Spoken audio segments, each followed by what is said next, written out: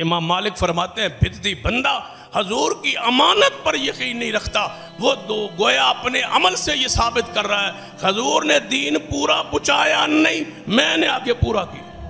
یہ عمل حضور سے رہ گیا، حضور نہیں بتلا سکے، صحابہ عمل نہیں کر سکے، میں نے آ کے قرآن کی تفسیر کی، میں نے آ کے حدیث کی تفسیر کی، قرآن حدیث کو میں سمجھا، پہلے لوگ نہیں سمجھے۔ اس بندے نے پوری ملت اسلامیہ کو نعوذ باللہ یہ کہہ کر اپنے عمل سے کہا کہ یہ قرآن حدیث کو نہیں سمجھ پائے سوائے میرے، میں سمجھا ہوں، لہذا میں اس مقام پر کھڑا ہوں کہ قرآن حدیث کی تشریح میں جانتا ہوں، اس سے یہ عمل ثابت،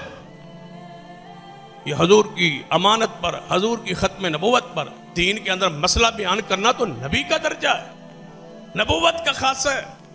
ایک عام آدمی کہتا ہے اس پر ثواب ملے گا، شروع میں نے کیا ہے ثواب ملے گا، شروع مصری بادشاہوں نے کیا ہے ثواب ملے گا، شروع رافضیوں نے کیا ہے ثواب ملے گا، شروع فاطمی شیعوں نے مصر سے کیا ہے ثواب ملے گا۔ بیان کرو تاریخ کب سے یہ شروع ہے، لے جاؤ پیچھے تاریخ،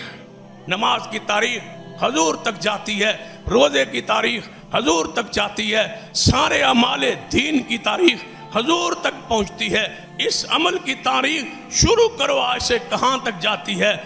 ٹھیک 50 سال پہلے یہ 12 وفات ہوا کرتا تھا، گویا تاریخ پاکستان میں ہی ختم ہو، پاکستان کی تاریخ تو یہی ختم ہے۔